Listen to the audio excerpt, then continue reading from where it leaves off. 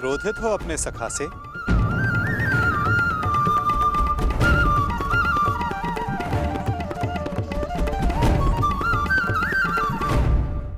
क्रोधित हो अपने सखा से?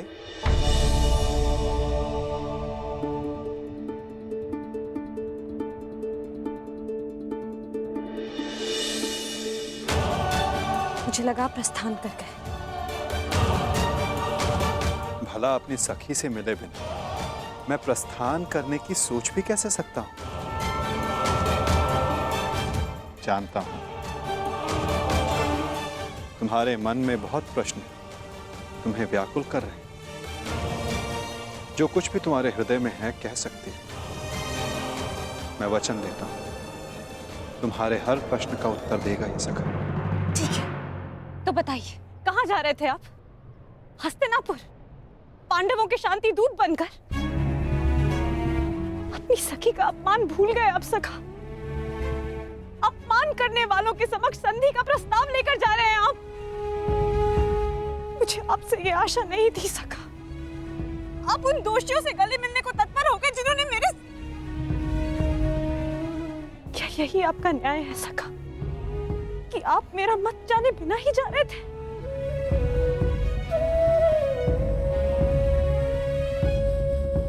नहीं सखी, ऐसा नहीं। मैं भली भांति जानता हूं कि तुम्हारा मत क्या है, और मैं तुम्हें वचन देता हूं कि तुम्हारा मत और मंतव्य दोनों ही पूर्ण होगा सखी। और इसीलिए मैं हस्तिनापुर जा रहा हूं। जो कह रहे हैं मुझे समझ नहीं आ रहा है सखा। मैं शांति दूत बनकर इसलिए जा रहा हूं सखी क्योंकि पहले संदेश हस्तिनापुर से आया है, परंतु अभी शांति प्रस्ताव स्वीकार नहीं हुआ है। मैं इसलिए जा रहा हूं ताकि कोई ये ना कह सके कि शांति प्रस्ताव होते हुए भी पांडवों ने आक्रमण किया, या फिर शांति प्रस्ताव का उत्तर नहीं दिया। मैं आपके इस उत्तर से संतुष्ट नहीं हो सका।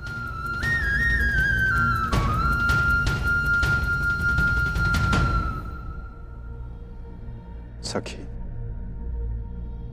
मैंने तुम्हें यह कहा था कि मैं तुम्हारे प्रश्नों का उत्तर दूंगा, परंतु संतुष्ट होना या ना होना ये तुम पर निर्भर करता है सखी। अब मुझे हस्तिनापुर जाने की आज्ञा दो।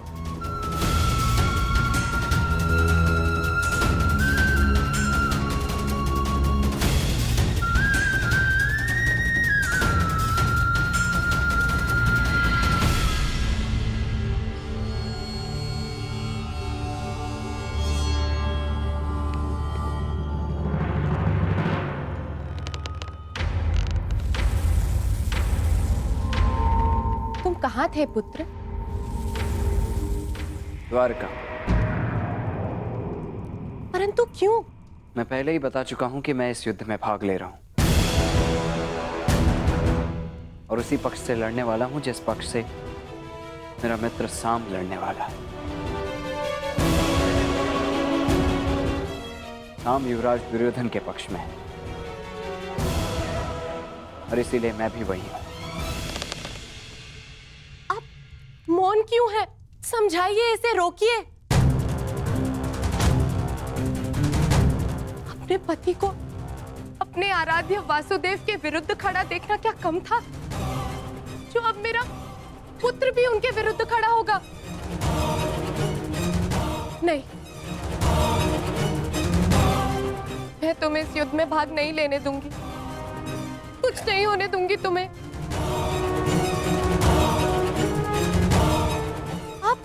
इसे रोकिए, समझाइए। श्री कृष्ण के विरुद्ध युद्ध में खड़े होने का अर्थ है केवल सर्वनाश, और ये अपने पिता की आज्ञा के विरुद्ध जाकर इस युद्ध में भाग नहीं ले सकता है।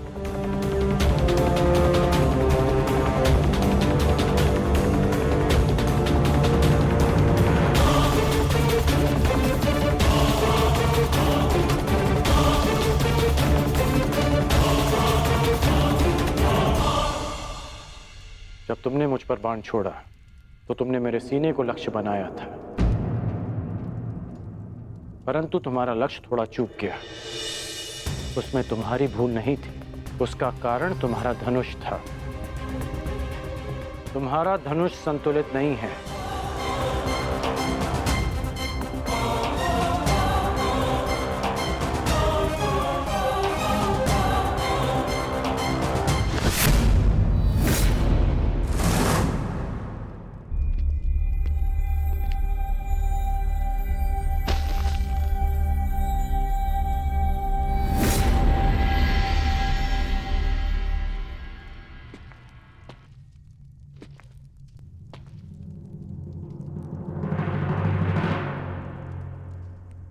ये बिल्कुल संतुलित धनुष है, इसे मैंने अपने हाथों से बनाया है, जो तुम्हें इसी का प्रयोग करना है। लक्ष्य कभी नहीं चूकेगा।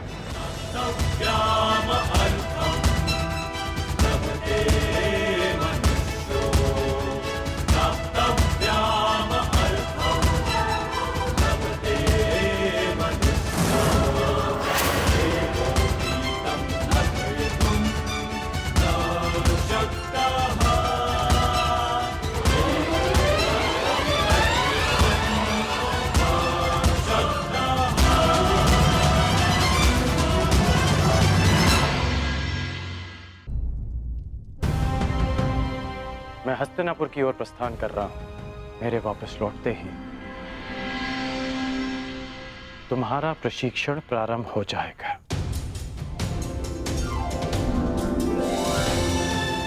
कदाचित हमारी सोच में मतभेद हो, परंतु हमारे पक्ष में कोई मतभेद नहीं। सुना है कि वासुदेव शांति दूत बनकर हस्तिनापुर आ रहे हैं,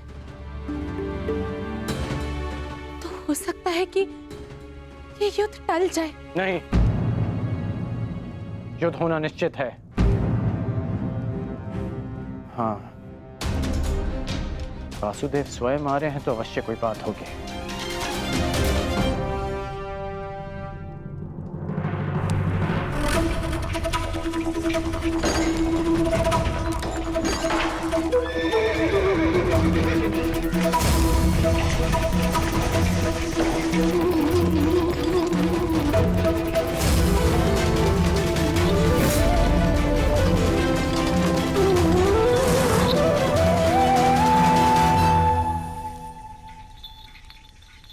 देख रहे हो दुर्योधन, ये कोई साधारण धातु नहीं है, बहुत विशेष धातु है ये, जिसका आविष्कार असुरों ने किया था देवों को बांधने के लिए। इससे सक्षम और कठोर कुछ हो ही नहीं सकता उस छलिए को बांधने के लिए। अब उसके आते इसी से उसे बंदी बना लेंगे।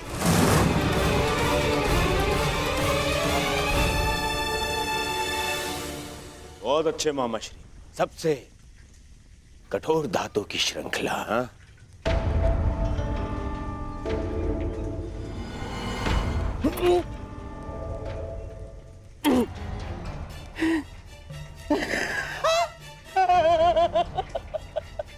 देखो, मैंने कहा था ना तुमसे।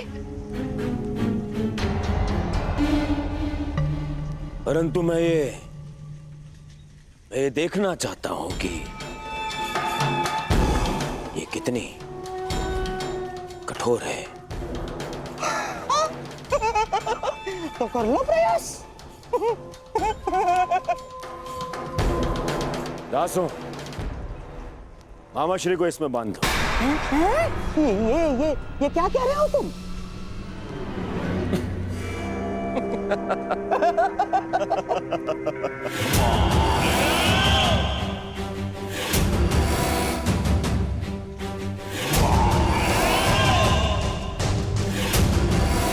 मुझे इस श्रृंखला से बांध दिया जाए। बांधो! अरे बांधो बांधो।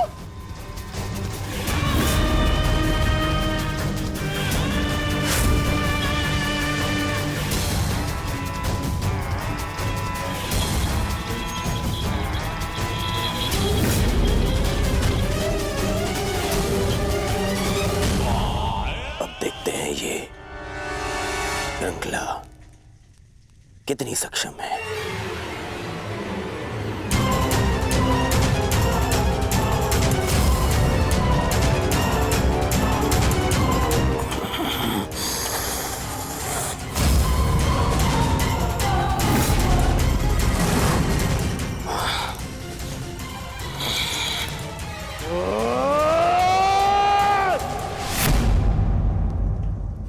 अद्भुत,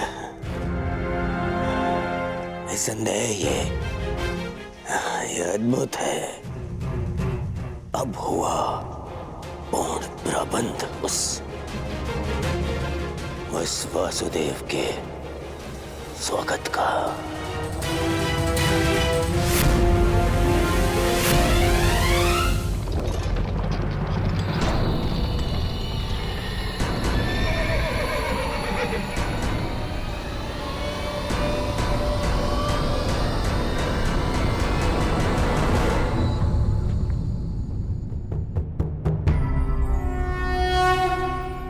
देख रहे हो दुर्योधन, ये वही छलिया कृष्ण है जो अपने चाल में, अपने छल में सबको फंसाता रहता है। ग्लानिर्भवति भारत। आज ये स्वयं मेरे रचाए चक्रव्यूह में फंसने आ गया।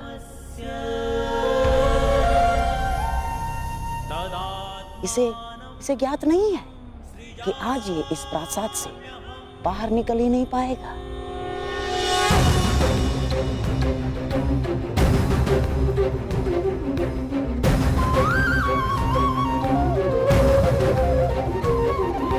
यदा यदा धर्मस्य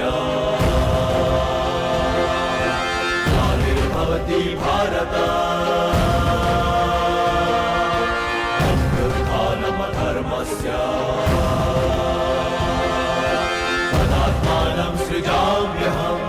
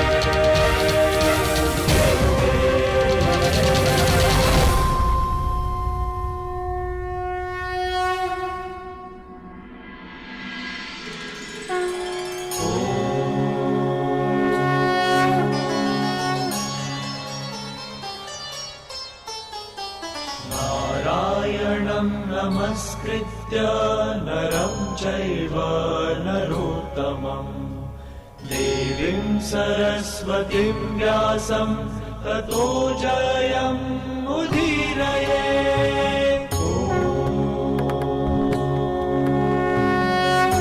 प्रणिपात हस्तिनापुर नरेश। कल्याण हो वासुदेव। प्रणिपात गंगापुत्र। कल्याण हो वासुदेव।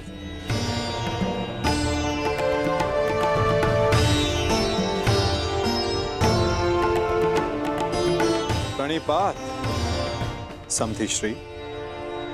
स्वास्थ्य। प्रणिपात गांधार नरेश। प्रणिपात मुरली मनोहर, आपका स्वागत है हस्तिनापुर में। प्रणिपात वासुदेव, मैं समस्त हस्तिनापुर की ओर से आपका आभारी हूं कि आपने शांति प्रस्ताव को एक अवसर दिया और हस्तिनापुर आए। अवसर तो धर्मराज ने दिया है महात्मा विदुर, अपने बड़ों के प्रस्ताव को आदर देकर।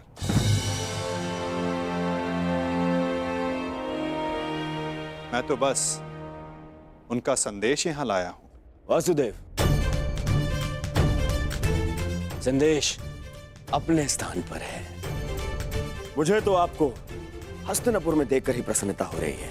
मुझे ज्ञात है युवराज, और आशा भी,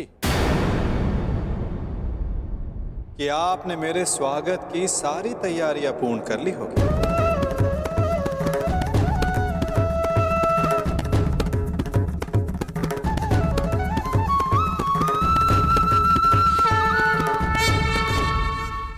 कि आपने मेरे स्वागत की सारी तैयारियां पूर्ण कर ली होगी। अवश्य। आप मेरे समधी जो हैं। चलिए, आइए मेरे कक्ष में चलते हैं। मेरे कक्ष में चल के आदर सत्कार ग्रहण कीजिए। आपके मुख से ऐसे वचन सुनकर संतोष हुआ युवराज, और अधिक प्रसन्नता इस बात की हुई है कि आपने मुझे शांति दूत के रूप में स्वीकार किया। ये शांति प्रस्ताव के बारे में हम कल बात करेंगे। आप यात्रा से आए हैं, विश्राम करें, थकान दूर करें। आइए। क्यों नहीं युवराज, अवश्य।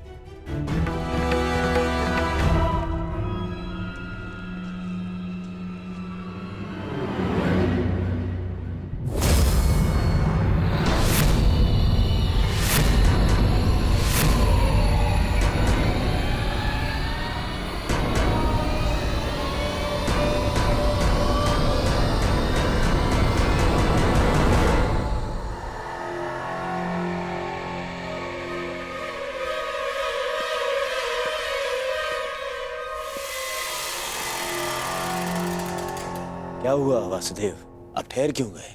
मैं आपके सत्कार भाव का सम्मान करता हूं युवराज, परंतु मैं शांति दूत हूं, शरणागत नहीं। और वैसे भी पांडवों ने मुझे अपने पक्ष में चुना।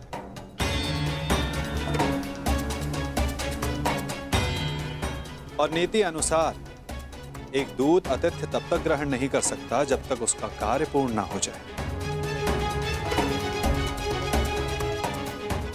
इसलिए क्षमा कीजिएगा मुझे, मैं आपका सत्कार ग्रहण नहीं कर सकता।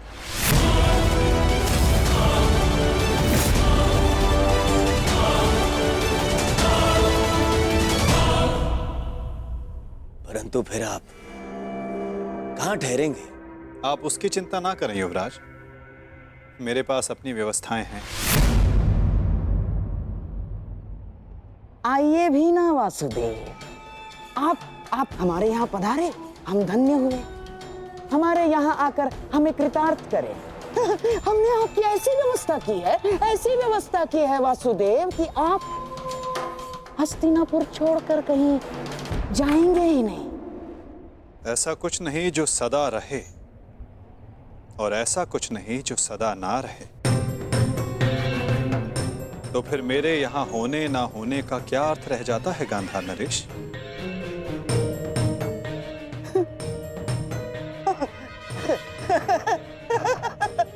वासुदेव, आपके कहने का तात्पर्य कुछ पकड़ में नहीं आया। यदि सागर में अपना हाथ डालोगे तो ऐसा अनुभव होगा कि संपूर्ण सागर तुम्हारा है गांधार राज। और यदि उसी सागर को मुट्ठी में बंद करने का प्रयास करोगे तो कुछ नहीं पाओगे। हाँ, यह अवश्य हो सकता है कि उसमें डूब जाए। प्रणिपात।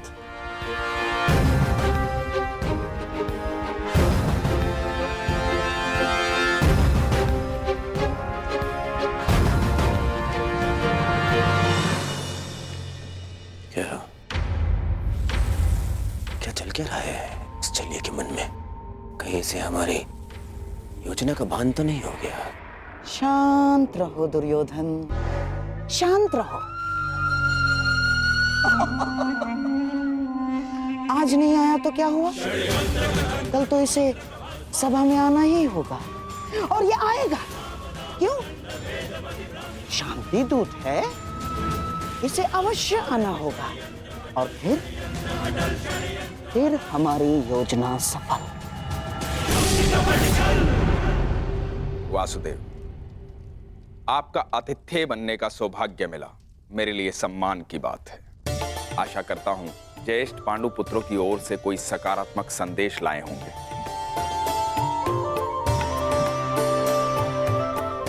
संदेश तो मैं लाया हूं महात्मा विदुर, परंतु वो संदेश मैं कल सभा में सबके समक्ष रखूंगा। प्रणिपात माधव, मेरा सौभाग्य है कि आज मेरे आराध्य मेरे घर पधारे हैं। सेवक, प्रभु के लिए भोजन लेकर आओ।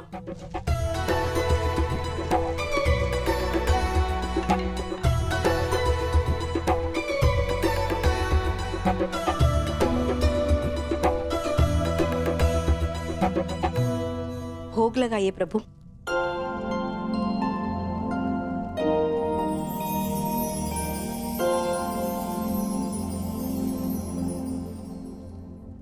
मेरा प्रिय मिष्ठान नहीं दिखाई दे रहा।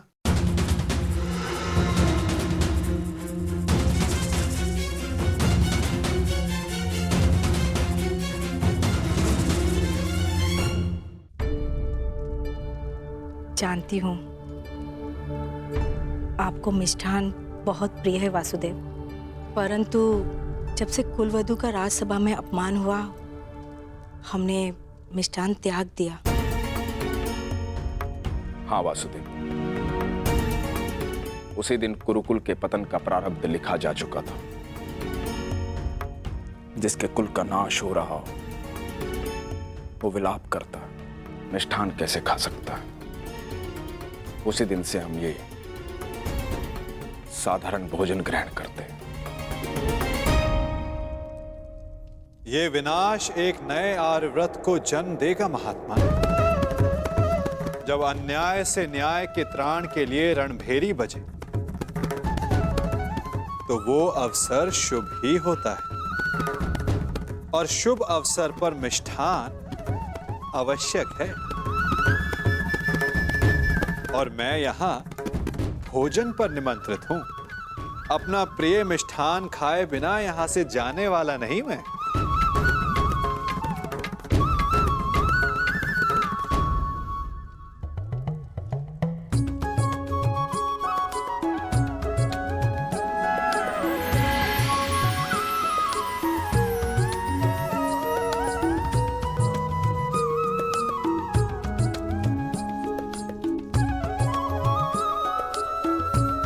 आइए, मिष्ठान ग्रहण कीजिए। वाह काका श्री वाह।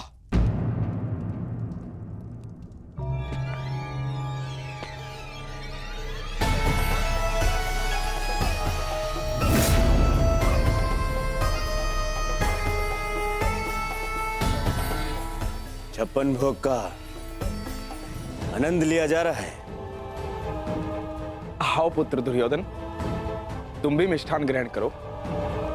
मिष्ठान नहीं, वो क्या है ना काकाश्री, मेरे मन में जो कड़वाहट भर दी है आपने,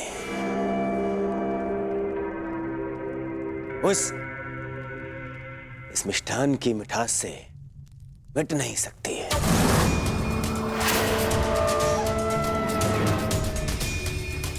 कितने कितने दोगले हैं आप। मन में कुछ और रखते हैं और वाणी में कुछ और। तुम क्या कह रहे हो? मैं समझ नहीं पा रहा हूं। परंतु मुझे समझ में आ रहा है। मैं समझ गया हूं कि आप इतने वर्षों से क्या करना चाहते हैं। आप मुझे नीचा दिखाना चाहते हैं।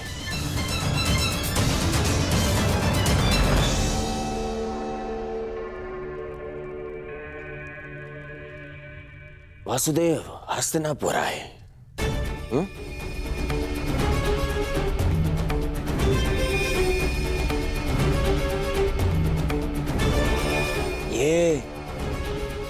ये मेरे संबंधी हैं।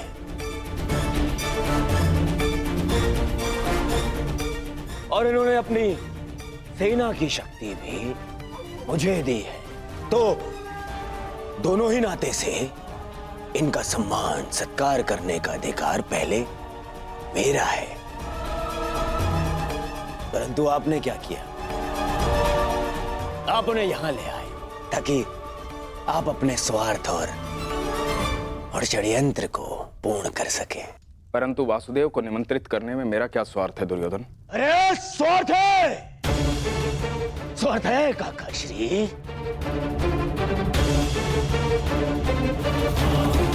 राज्यसभा में प्रस्थान से पूर्व आपने यहां इसलिए लाए ताकि आप अपने वो प्रिय पांडवों के पक्ष में इन्हें उकसा सके। स्वार्थ है।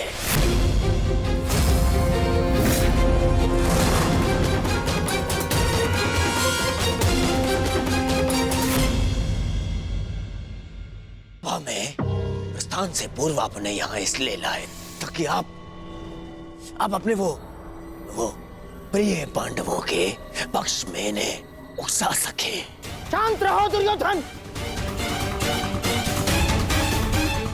हस्तिनापुर के महामंत्री है ये, और एक महामंत्री के समक्ष तुम इस भांति बात नहीं कर सकते। मूर्खता मत करो। नहीं मामा श्री, नहीं, आज मुझे बोलने दीजिए। इन्होंने आज तक केवल पांडवों का साथ दिया और मेरा विरोध किया। दुर्योधन, अपनी वाणी पर संयम रखो। ये मत भूलो कि महात्मा विदुर न केवल तुम्हारे महामंत्री परंतु तुम्हारे काका श्री भी हैं। काका श्री होते तो मेरा समर्थन करते, उन पांडवों का नहीं।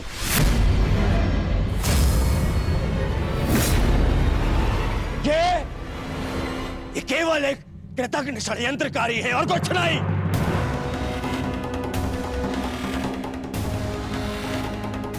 इन्होंने कभी हमारे हित की बात नहीं करी। ना ये तब चाहते थे कि मेरे पिता राजा बने, और ना ये आप चाहते हैं कि मैं सिंहासन पर बैठूं। बहुत बुरी बात है काका श्री, हमारा अन्न खाके उन पांडवों का पक्ष लेते हैं आप। भाग्य है कि ये मेरे पिता के आधे भाई हैं, अन्यथा राजद्रोही घोषित करके इस दासी पुत्र को दंड देता मैं। दुर्योधन!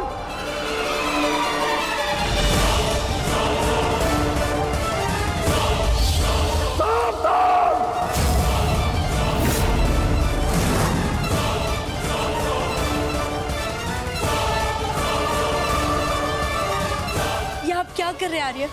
आप तो शांत रहिए। बालक नहीं है ये, जो इसके हर अपराध को बालक समझकर क्षमा कर दूं। इसे स्मरण होना चाहिए कि मैंने शस्त्र शिक्षा तात श्री भीष्म से ली है। इसने मेरी निष्ठा पर प्रश्न किया। आज जिस प्रकार के शब्दों का प्रयोग इसने किया है, इसे हस्तिनापुर से निष्कासित कर देना चाहिए। निष्कासित तो मुझे आपको कर देना चाहिए। अपनी सीमा का उल्लंघन मत कर दुर्योधन।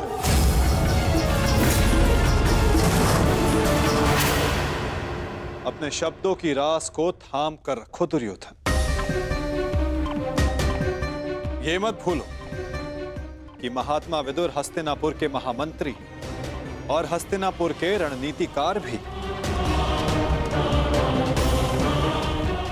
इस समय तुम्हें उनके समर्थन, उनकी सहायता की अत्यधिक आवश्यकता है। बस! ऐसे सैकड़ों महामंत्री मेरे चरण धोते हैं।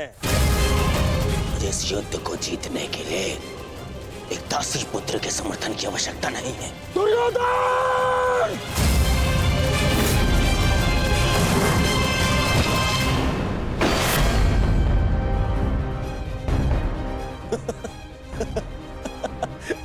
टूट गया। इस धनुष के साथ तुम्हारे प्रति मेरा समर्थन भी टूट गया है। अब ना तो तुम मेरे शस्त्र उपयोग कर पाओगे और ना ही मेरी नीति। मैं स्वयं अपनी बुद्धि और शक्ति को इस युद्ध से अलग करता हूं।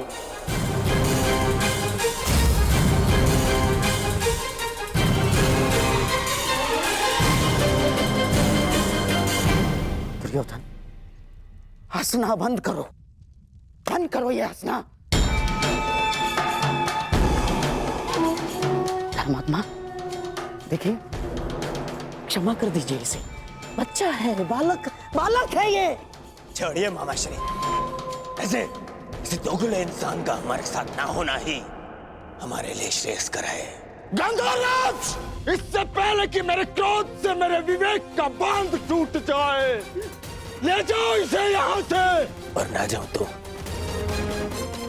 क्या कर लेंगे? ईश्वर के लिए चुप हो जाओ। तुम्हें ज्ञात नहीं है तुमने कितना बड़ा अनर्थ किया है। अब चलो यहां से, चलो चलो।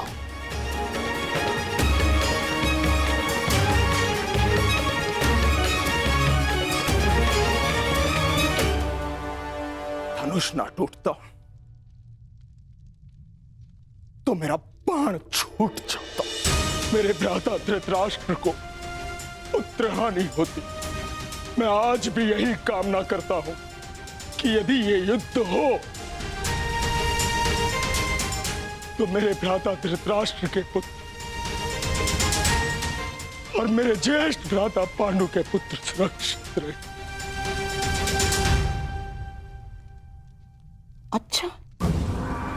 अच्छा खेल खेला आपने वासुदेव। मेरी बुद्धि तो ये सोच सोच कर कुंड हो रही थी कि आपने दुर्योधन का आतिथ्य ठुकरा कर यहां भोजन करना क्यों स्वीकार किया। क्या योजना थी आपकी इसके पीछे? मिल गया मुझे उसका उत्तर। गांधार राज, मैं यहां आया, ये मेरा चुनाव था। दुर्योधन ने जो व्यवहार यहां किया वो उसका चुनाव था। और अब महात्मा विदुर इस युद्ध से अलग हुए हैं तो ये इनका चुनाव है। अपना चुनाव करने का अधिकार हर मनुष्य को है गांधार राज, और उस चयन का प्रतिफल चुका उसकी विवशता।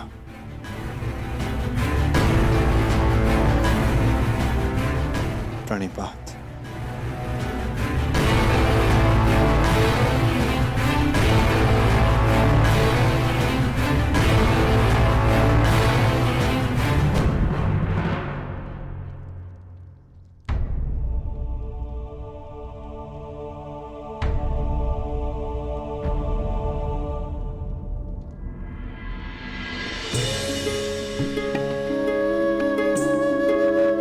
कान्हा, तुम यहाँ?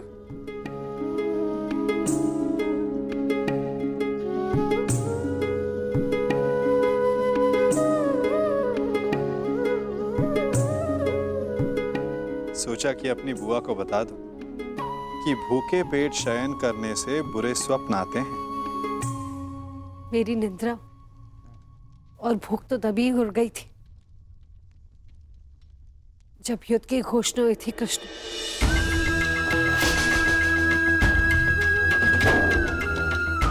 जिस माता के पुत्रों का जीवन दांव पे लगा हो,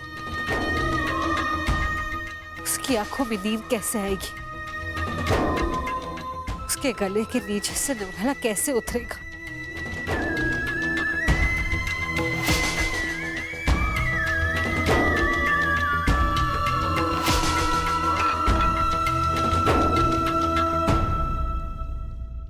बुआ, बैठो। मैं तो यहां इसलिए आया था कि अपनी बुआ के साथ भोजन का आनंद उठा सकूं। परंतु मेरी बुआ इतनी व्याकुल, इतनी निराश है। यदि आपको मुझ पर विश्वास है कि मैं आपके पुत्रों की रक्षा करने में सक्षम हूं, तो क्या आप फिर भी भोजन नहीं करेंगी? तुम्हारी बात कोई जाके भी कैसे टाल सकता है? तो फिर पहले आप भोजन कीजिए।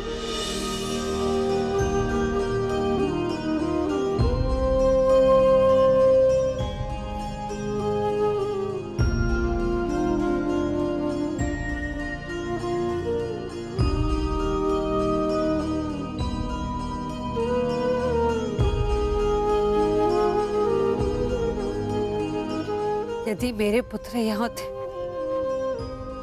तो वो भी मुझे ऐसे ही भोजन करवाते।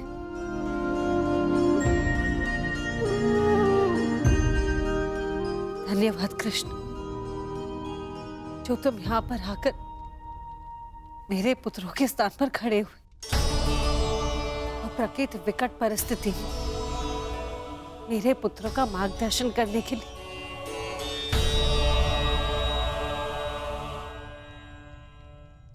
इसमें कोई संदेह नहीं बुआ कि परिस्थिति बहुत विकट है, परंतु जो इस बात को समझ सकता है उसे इस परिस्थिति को टालने के, इस युद्ध को रोकने के लिए प्रयत्न करना चाहिए। मैं भी कर रहा हूं, आप भी कीजिए।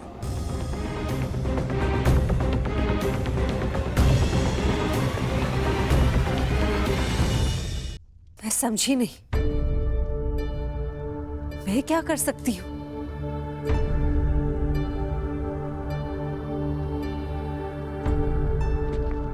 आपको स्मरण है बुआ, जब मैं यहां विभाजन के समय आया था तो मैंने आपको एक कार्य करने से रोका था।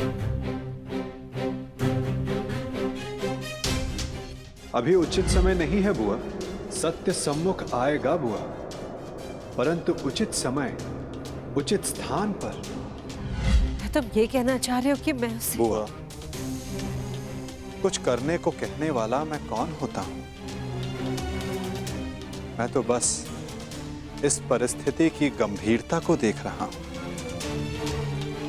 शांति दूत बनकर आया हूं, प्रयास करूंगा कि इस युद्ध को रोक सकूं, परंतु प्रतीत ये होता है कि इस युद्ध को टाला नहीं जा सकता।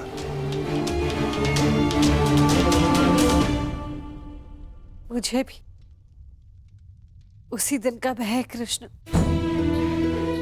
जब मेरे दोनों पुत्र एक दूसरे के समक्ष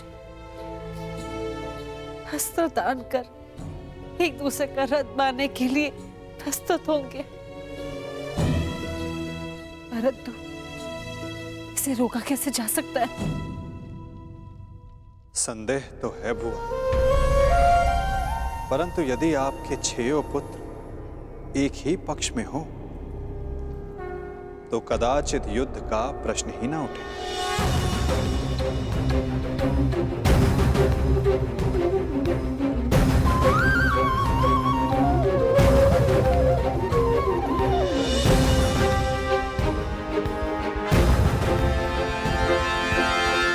मैं वो करने जा रहा हूं जो मेरा कर्तव्य है, आप वो करें जो आपको उचित लगता है।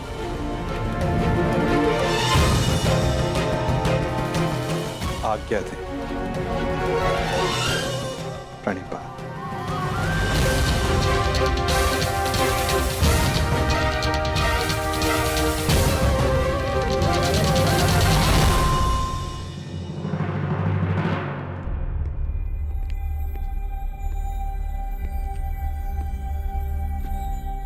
माधव,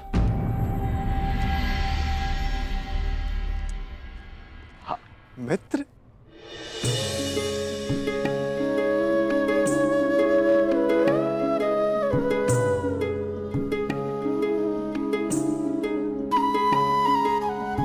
मुझे बहुत प्रसन्नता हुई तुम्हें फिर से देखकर। कहाँ थे तुम? मेरे स्वागत के लिए नहीं आए? क्योंकि मुझे नहीं लगता कि यहाँ आपको स्वागत देने के लिए बुलाया गया है। मैं तुम्हारा तात्पर्य समझा नहीं मित्र। आप सब जानते हैं फिर भी अनजान बन रहे हैं। आप गांधार नरेश को मुझसे अधिक समझते हैं। ये स्वागत प्रारंभ है, इसके बाद अपमान होगा और हो सकता है कि कोई चाल भी रचा हो। यदि जाल होगा तो मुझे पूर्ण विश्वास है कि मेरा धनुर्धारी मित्र उस जाल को अपने बाणों से काट देगा।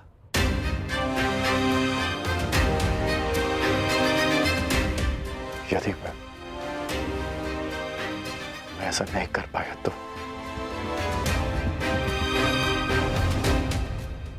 तो मैं स्वयं उसका त्राण करूंगा मित्र।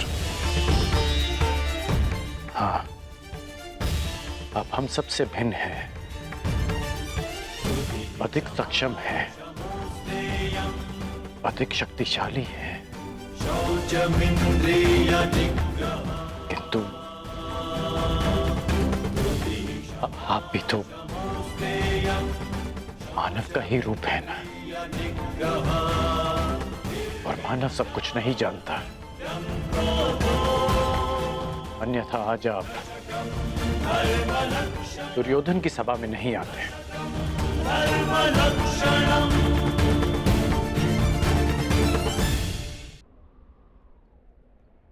तुमने सत्य कहा मित्र। मानव सब कुछ कहाँ जानता है? जैसे कि तुम। यदि तुम भी सब कुछ जानते होते तो दुर्योधन की ओर नहीं होते मित्र।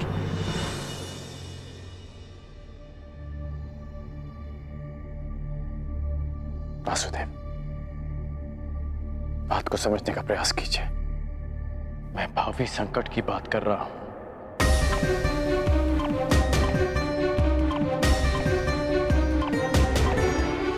आगे मत बढ़िए, रुक जाइए वासुदेव।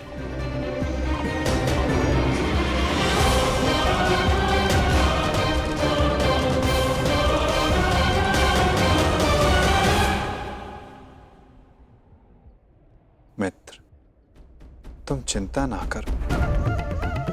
यदि मैं हर उस स्थान पर रुक जाता जहां संकट संभव था तो मेरे जन्म लेने के पश्चात मैं बंदी गृह में नहीं रुक जाता मित्र। मामा कंस के बुलाने पर मथुरा नहीं जाता। मामाओं से निपटने का मेरा बड़ा अनुभव रहा है मित्र। मैं जानता हूं कि भीतर क्या होने वाला है।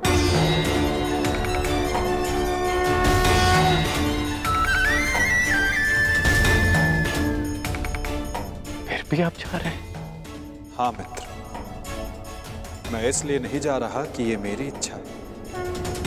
मैं इसलिए जा रहा हूं कि वहां राज्यसभा में जो होगा उसके लिए वहां मेरा होना आवश्यक है। परंतु महत्वपूर्ण प्रश्न यह है मित्र कि मैं ऐसा कर क्यों रहा हूं? इस सभा के पश्चात मुझसे मिलना, कदाचित मैं भी तुमसे यही प्रश्न कर बैठूं। मैं यहां केवल हस्तिनापुर की सभा को संबोधित करने नहीं आया। मैं यहां तुमसे भी मिलने आया हूं मित्र।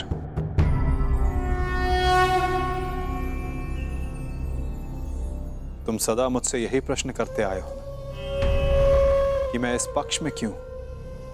मेरा मत क्या है? क्या मैं ही कर्ता धर्ता हूं या केवल दृष्ट? क्या मैं ही कार्य साधता हूं या कार्य का साक्षी मात्र? मेरे साथ आओ मित्र, तुम्हें इन सब प्रश्नों का उत्तर मिल जाएगा।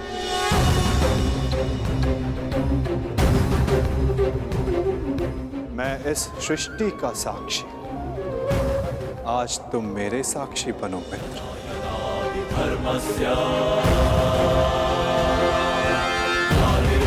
भवति भारत अभ्युत्थानम् अधर्मस्य तदात्मानं सृजाम्यहम्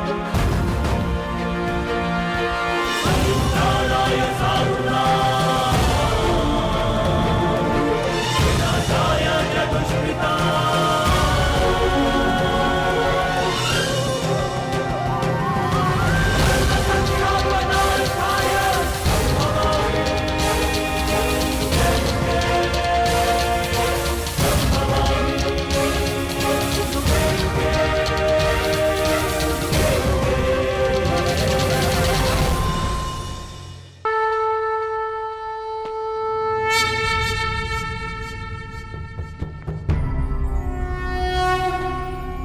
यदा यदा हि धर्मस्य ग्लानिर्भवति भारत अभ्युत्थानम् अधर्मस्य तदात्मानं सृजाम्यहम्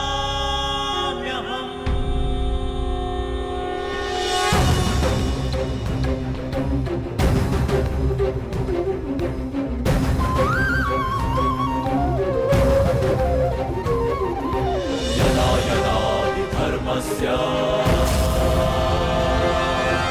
ग्लानिर्भवति भारत अभ्युत्थानम् अधर्मस्य तदात्मानं सृजाम्यहम्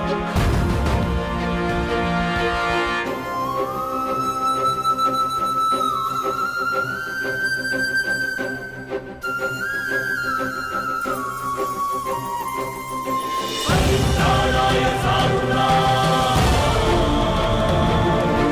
विनाशाय च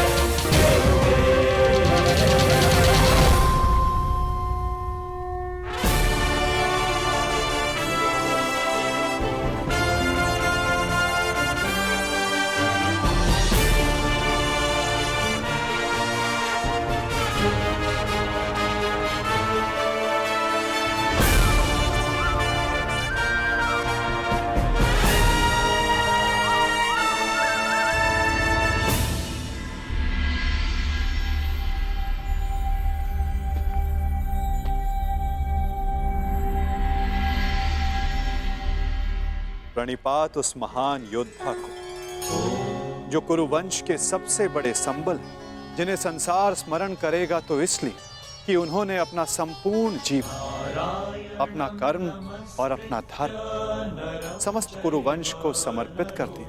जो कुरुकुल का, कुरुवंश का मार्गदर्शन करते, उनको मार्ग दिखाते। कुरु गौरव महामहिम भीष्म को प्रणिपात। नारायणं नमस्कृत्य नरं प्रणिपात उस महान राजा को जो कुरुकुल का सर्वे सर्वा है, जो राष्ट्र का निर्माता है, उस महाराज धृतराष्ट्र को, इस शांति दूत कृष्ण का प्रणिपात। स्वस्ति। अपने ज्ञान और शिक्षा के बल पर सामान्य कुरु कुमारों को भारतवर्ष का महान योद्धा बनाने वाले अर्जुन, भीम, दुर्योधन जैसे महान योद्धाओं के आचार्य श्री द्रोणाचार्य को मेरा प्रणिपात। कल्याण हो वसुदेव।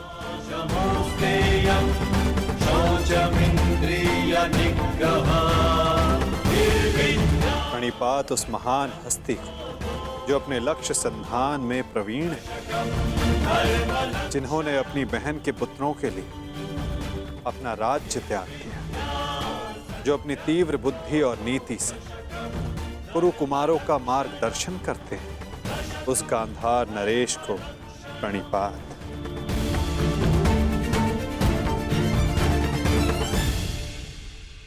प्रणिपात महानितिज्ञ महात्मा विदुर को,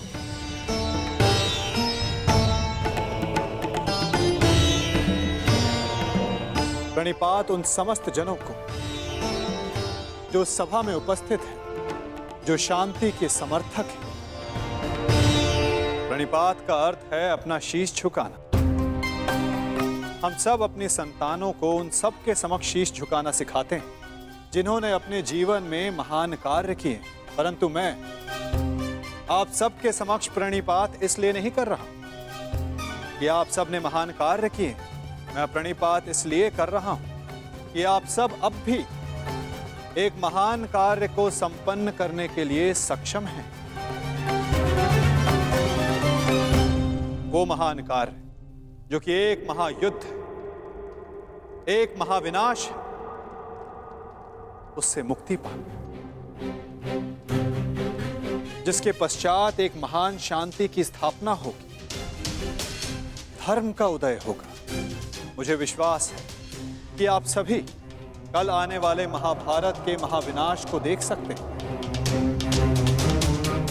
और यदि आप सब चाहें तो आर्यव्रत को इस विनाश से बचा भी सकते हैं। मुझे अधिक प्रसन्नता होगी कि आप सबके सहयोग से भारतवर्ष में होने वाले इस महाभारत से सबको बचा सकूं और मेरे यहाँ उपस्थित होने का लक्ष्य पूर्ण कर सकूं। मुझे पूर्ण विश्वास है कि आप सब में से कोई भी ये युद्ध नहीं चाहेगा।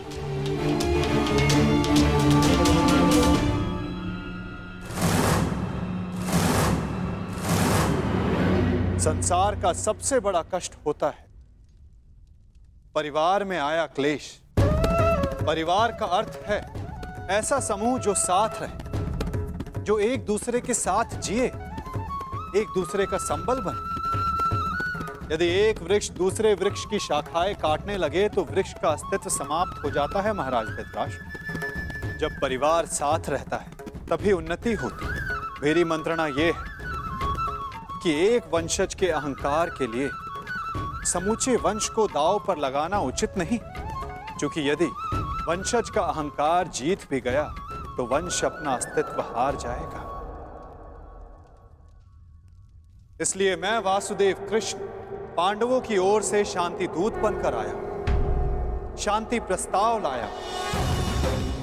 ये युद्ध केवल भाइयों के मध्य का संघर्ष नहीं होगा, बल्कि इस युद्ध में संपूर्ण भारतवर्ष भाग लेगा।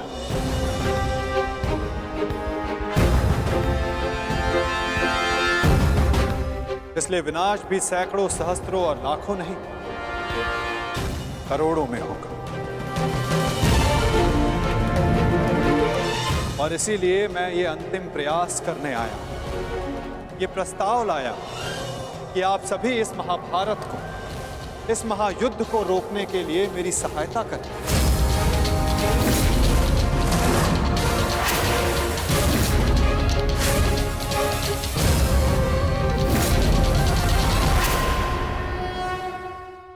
और इसीलिए मैं ये अंतिम प्रयास करने आया कि आप सभी इस महाभारत को, इस महायुद्ध को रोकने के लिए मेरी सहायता करें।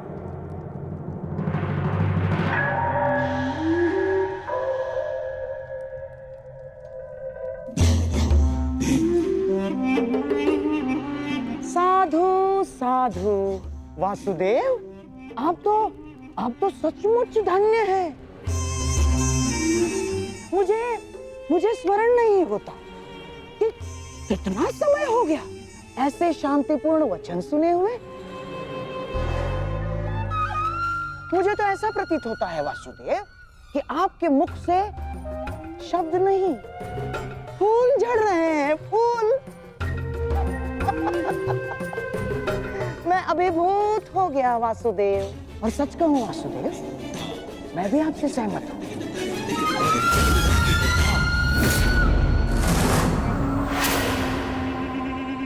मैं भी नहीं चाहता कि ये युद्ध हो ना। अमाशरी, ये क्या कह रहे हैं आप? हाँ दुर्योधन, वासुदेव बिल्कुल उचित कह रहे हैं। हमें इस युद्ध को रोकने का पूरा प्रयास करना चाहिए, समझ गए? हाँ हाँ वासुदेव, सबसे श्रेष्ठ युद्ध वो है जो कभी हो ही नहीं, और युद्ध की परिस्थिति उत्पन्न न होने देने का एक ही उपाय है कि एक पक्ष दूसरे पक्ष पर आक्रमण ना करे। चलिए ठीक है, हम पांडवों पर आक्रमण नहीं करेंगे, परंतु वासुदेव, द्वारकाधीश, क्या आप यह आश्वासन दे सकते हैं कि पांडव भी हम पर कभी भी आक्रमण नहीं करेंगे? कभी भी।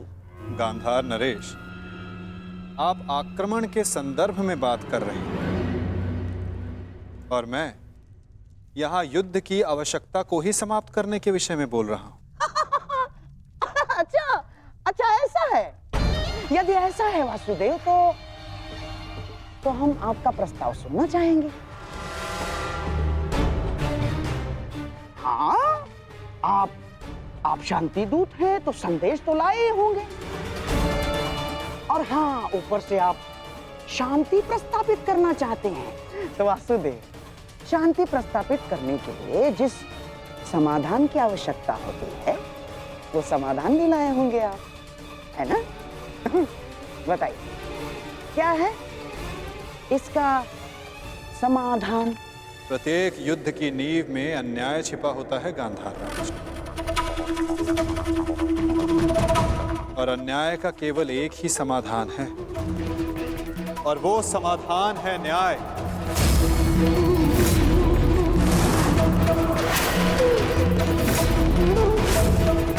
वो न्याय जिस पर केवल पांडवों का अधिकार है, उनसे किए गए वचनों को ना निभाने का न्याय, उनसे किए गए वचनों को ना पूर्ण करने का न्याय।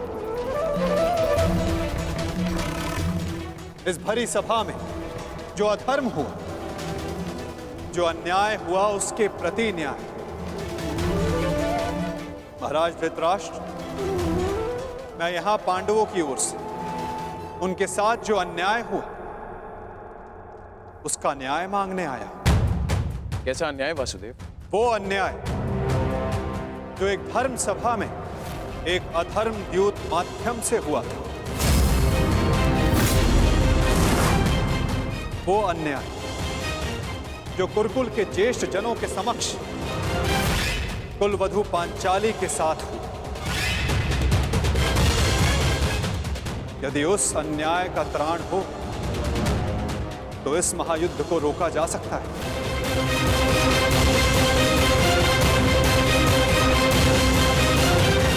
कुरुकुल श्रेष्ठ महाराज धृतराष्ट्र,